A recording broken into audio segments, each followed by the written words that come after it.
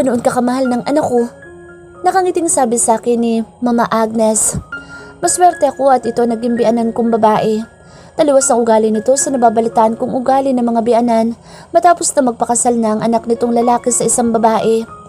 Opo Mama, salamat po't pinayagan niyo kaming dito muna tumuloy ni Xavier habang inaayos pa po namin ang problema ng pamilya ko. It's okay. Gusto nga namin ng asawa ko na dito na kayo tumira ni Xavier pagkatapos ng kasal ninyong dalawa sa simbahan. Kaya lang, alam ko namang hindi mangyayari iyon. Bigla ay naging malungkot ang tono ng boss nito na parang alam na ang mangyayari sa hinaharap kahit na hindi pa ito nangyayari. Alam kong bubuko din kayong dalawang mag-asawa katulad ng dalawa namin mga anak na naiintindihan naman namin na mag-asawa. Siguro ay nalulungkot lang mga ito at isa-isa nang nagkakaroon ng pamilya mga anak nito at natural na hindi na nila makakasama mga ito sa mansyon. Hindi pa naman po namin napag-uusapan ni Xavier ang tungkol dyan, Mama. Paliwanag ko. Napangiti ito pagkatapos at saka muling nagsalita. Kung ano man ang magiging desisyon ninyo mag-asawa ay igagalang naman namin.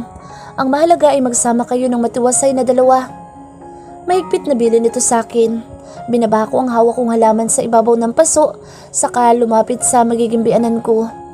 Huwag po kayong mag-alala, Ma. Hindi po namin kayo iiwan ni Papa. Palagi po kaming bibisita dito kahit na may sarili na po kaming bahay. Pangako ko sa kanya na gagawin talaga namin ni Xavier. Ayokong dumating ang panahon na maramdaman ko rin ang ganoong kalungkutan kapag ang mga anak naman namin ni Xavier ang nagpaalam na lalayo na para magkaroon ng sarili nitong pamilya.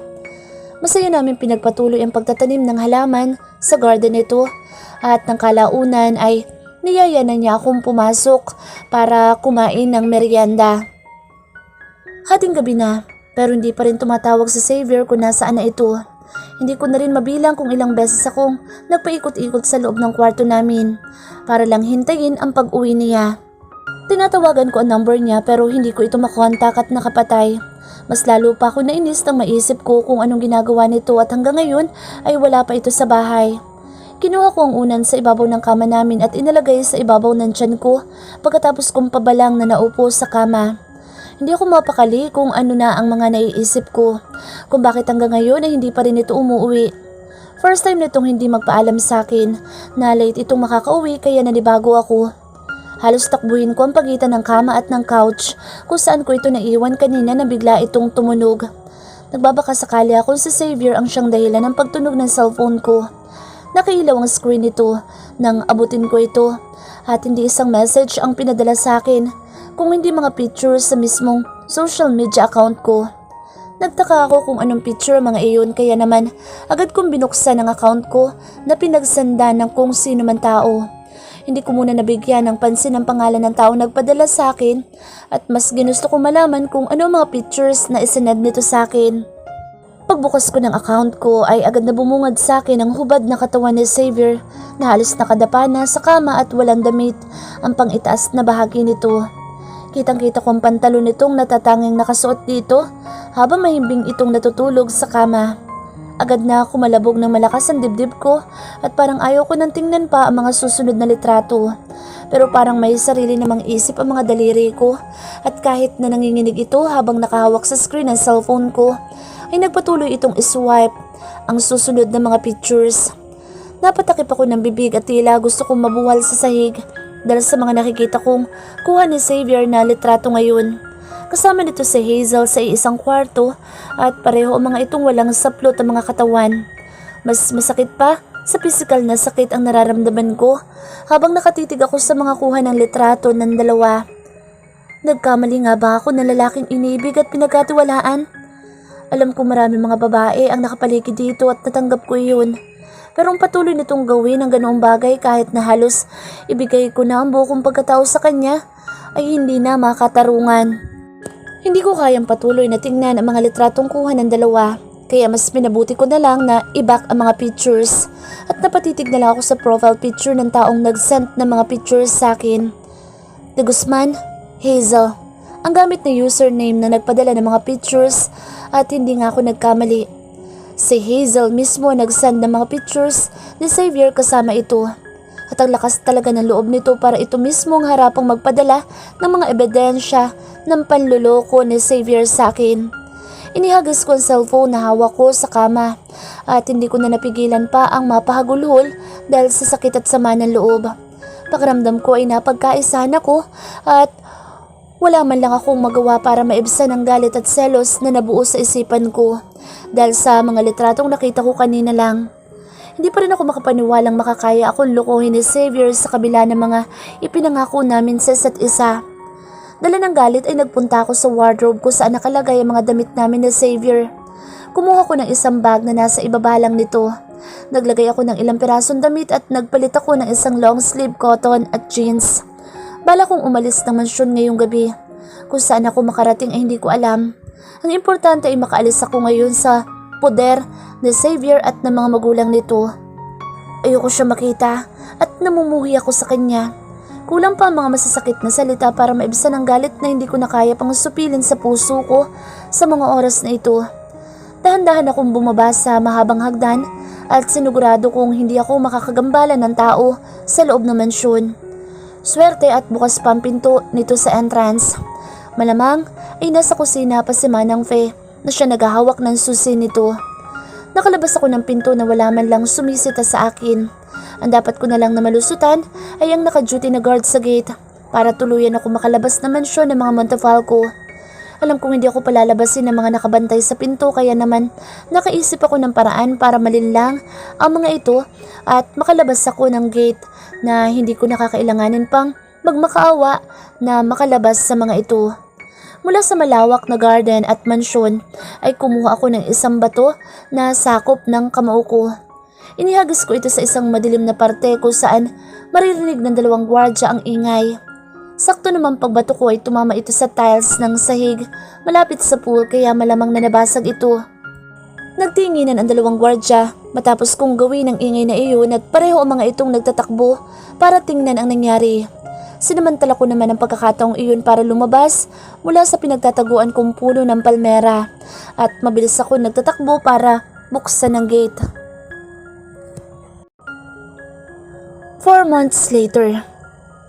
Ate Monica, napalingon ako sa boss na narinig ko mula sa likuran ko. Tahimik ako nakaupo sa isang upuan na gawa sa kahoy habang hawak-hawak ko ang nakaumbok kong tiyan.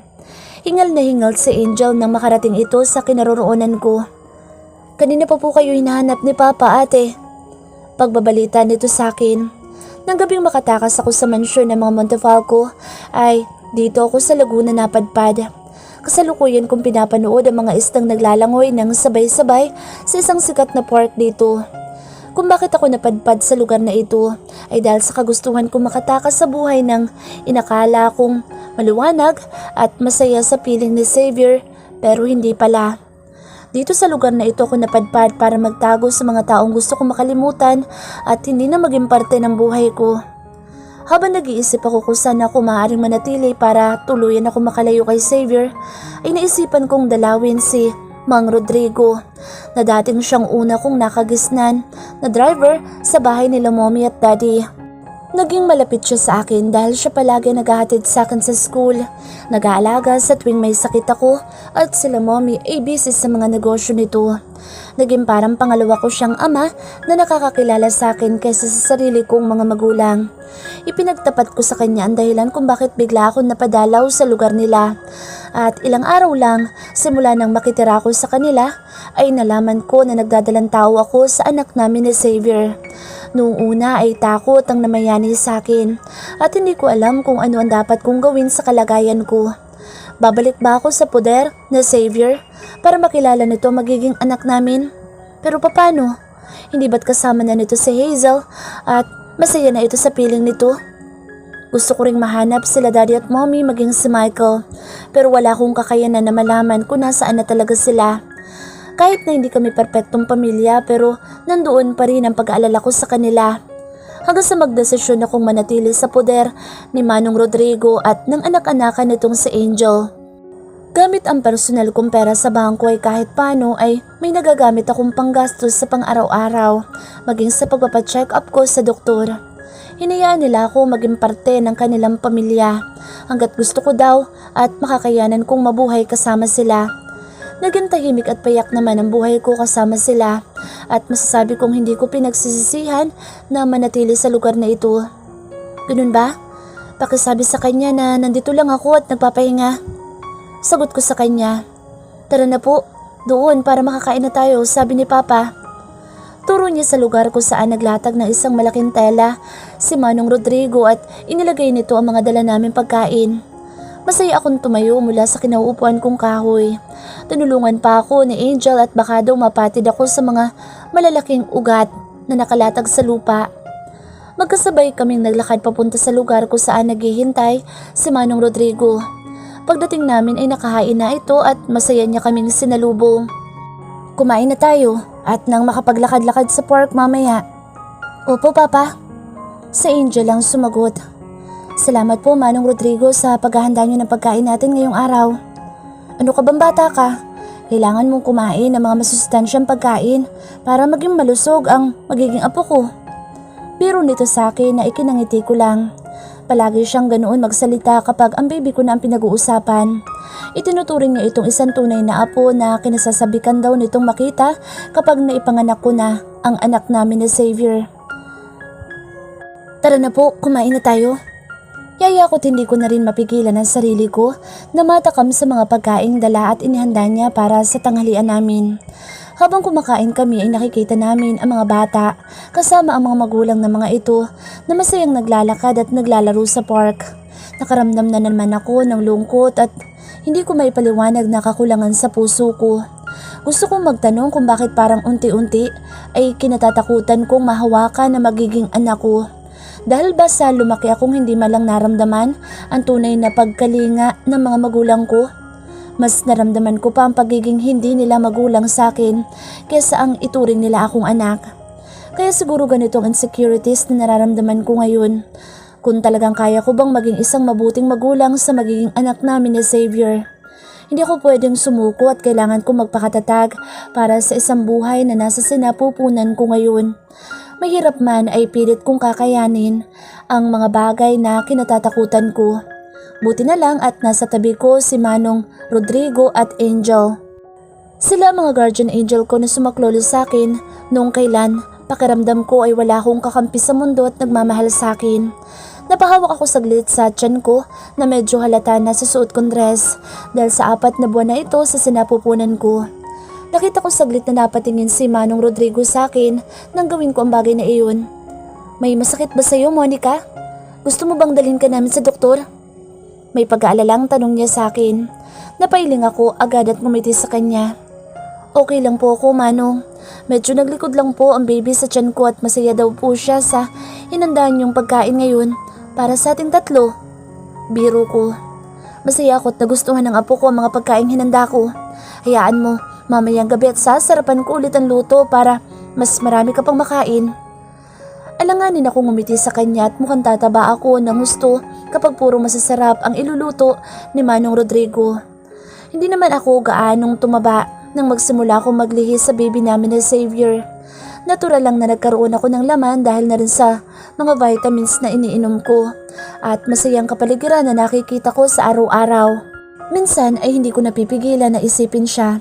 Pero sa tuwing bumabalik sa isipan ko, ang imahe nito na nakahubad sa kama kasama si Hazel ay napapalitan agad ng galit at puot ang nararamdaman ko sa kanya. Tinulungan ako makatayo ni Angel mula sa pagkakaupo ko sa Bermuda grass na may sapintela kung saan kami masayang kumakain. Balak na kasi naming umuwi pagkapahinga dahil marami pang gawain sa bukid si Manong Rodrigo. Habang naglalakad kami palabas ng mahabang park, ay hindi ko mapigilang muling mapatingin sa mga magagandang tanawin sa park. Nagambala lang ang pagmamasid ko nang biglang tumunog ang cellphone ko. Nagulat pa ako kung sino maaaring nag-miss call sa number ko, samantalang nagpalit ako ng bagong number nang umalis ako sa mansyon ng mga Montefalco para hindi na ako magkaroon pa ng access sa mga taong gusto ko nang kalimutan. Saglit akong huminto para tingnan ang tawag sa cellphone ko. Hindi nga ako nagkamali at may tumawag nga. Napanguso ako at nagtaka kung kaninong number ang tumawag sa akin. May problema ba, anak? Narinig kong tanong ni Manong Rodrigo sa akin. Agad naman ako napailing sa tanong niya. Ngumiti dito. Wala po, Manong Rodrigo. May bigla lang pong nag-miss call sa number ko. Napatango na lang ito sa sinabi ko sa kanya at nagpatuloy kami sa paglalakad. Isang oras ding mahigit ang naging biyahe namin sakay ng tricycle para makarating sa mismong bahay ni Manong Rodrigo na nasa kalagitnaan ng bukid. Dumaan na rin kami sa bayan para bumili ng iba pang pang-ulam sa bahay, kaya medyo nangalay ang paa ko, kakalakad at parang gusto ko na lang na maupo pagdakas sa upuang gawa sa kawayan nang makapasok kami sa loob ng bahay niya. Inalalayan ako ng Angel na makaupo. Sa kanya ako tinanong kung gusto ko ng tubig na may inom.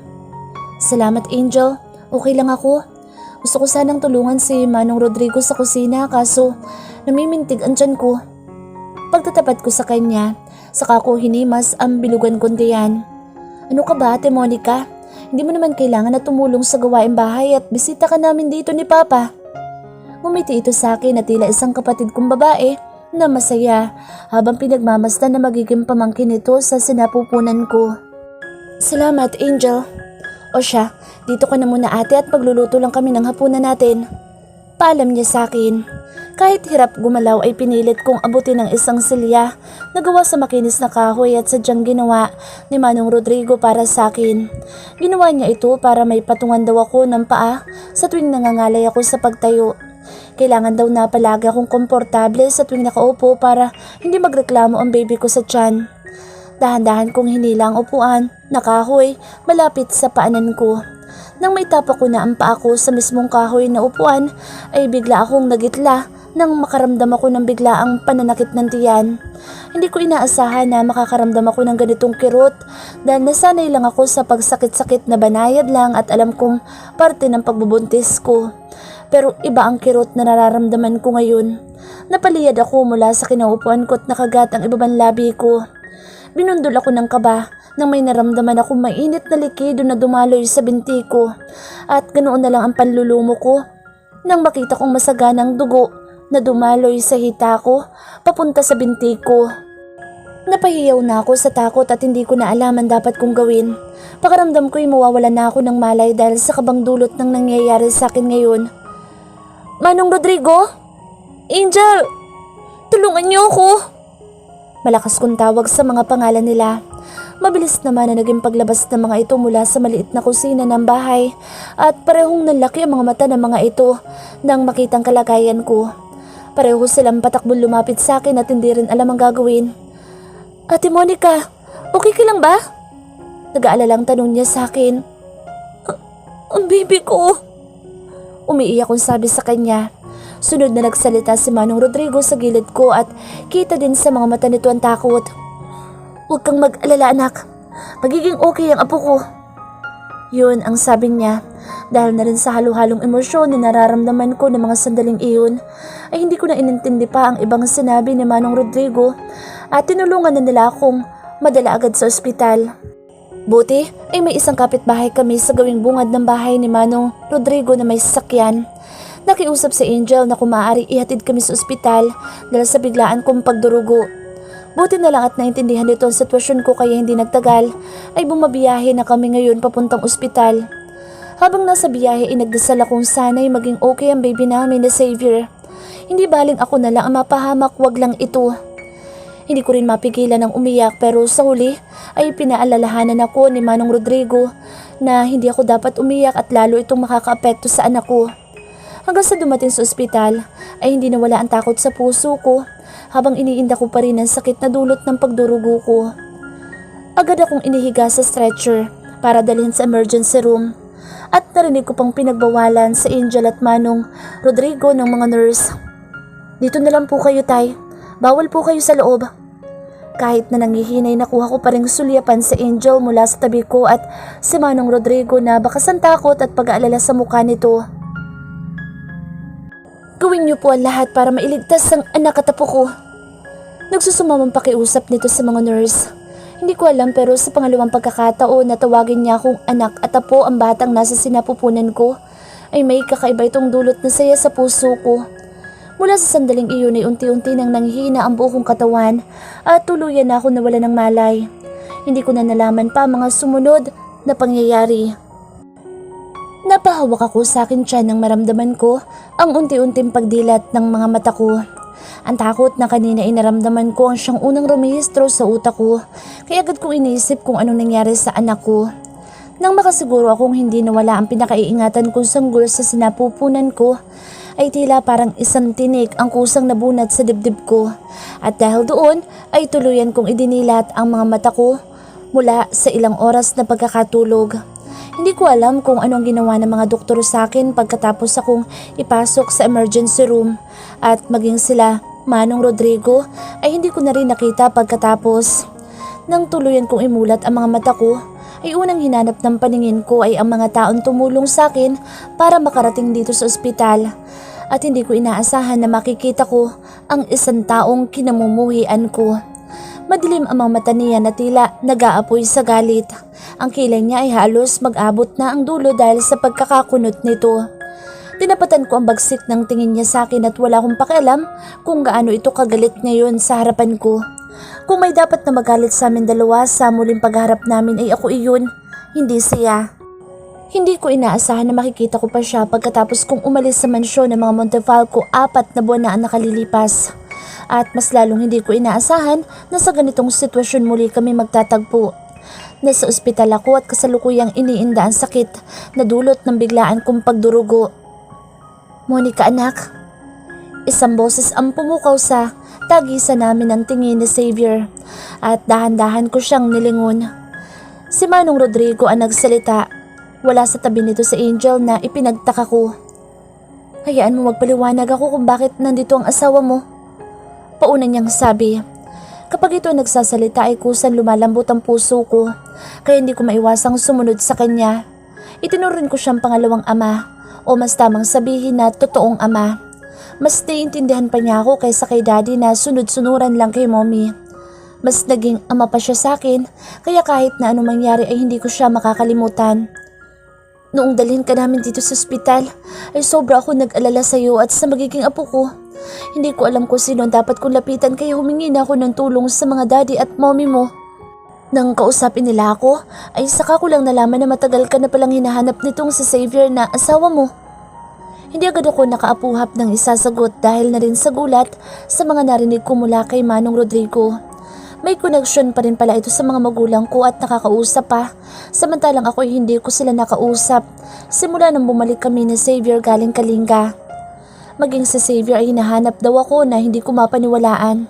Bakit kailangan niya pa akong hanapin samantalang masaya naman na ito sa piling ni Hazel? Muling bumalik ang pait sa puso ko dahil sa pagbalik ng nakaraan.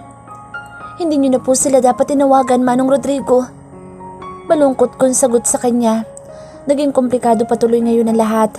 Hindi ko na maitatago pa kay Xavier ang anak namin at obvious naman na nakita ng dalawa nitong mga mata ang umbok sa tiyan ko ngayon.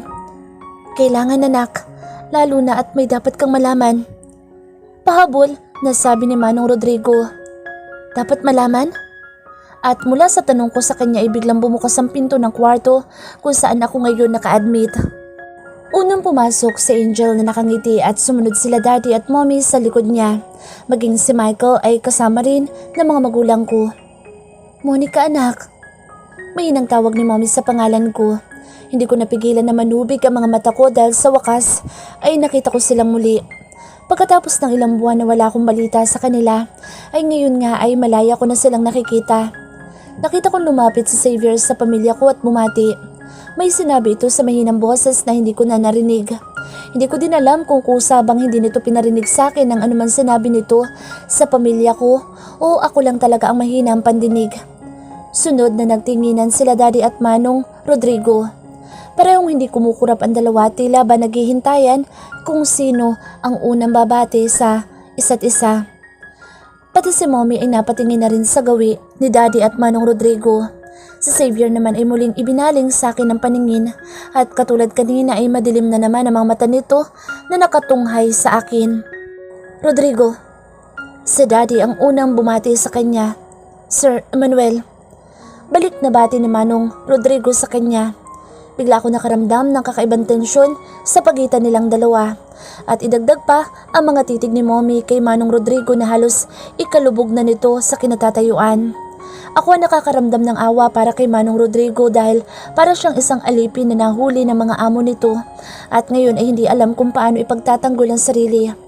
Bahagya pang napayuko ang ulo ni Manong Rodrigo dahil sa ginawang pagtawag ni Daddy sa pangalan nito. Hindi ko po gustong muling mag-cruise ang landas natin, Sir Emmanuel. Ma'am Josie. Hingin pa umanihin ito. Naguguluhan pa rin ako sa mga nangyayari at bigla ay humingi ng tawad si Manong Rodrigo sa mga magulang ko. Hindi ka sumusunod sa usapan, Rodrigo. May diing sabi ni Mommy. Doon na ako hindi nakapagpigil pa at sumabat na ako sa usapan nila. Mom, Dad, wag po kayong magalit kay Manong Rodrigo dahil siya po ang tumulong sa akin nang umalis ako sa mansyon ng mga Montefalco. At muli kong sinulyapan ng mapait si Xavier. Bigyan niyo po sana ako ng pagkakataong makausap ng sarili ng si Monica. Ako magpapaliwanag sa kanya ng lahat. Nakikiusap po ako. Halos manginig ang boses ni Manong Rodrigo habang sinasabi ang mga salitang iyon kaya mas lalo ako naguluhan. Si Angelman ay namumula na ang mga mata sa gilid kung saan alam kong gustong-gusto na nitong tulungan si Manong Rodrigo pero hindi nito magawa. Hindi ko alam kung saan ako kumuha ng lakas ng loob para makialam sa usapan ng mga magulang ko at ni Manong Rodrigo.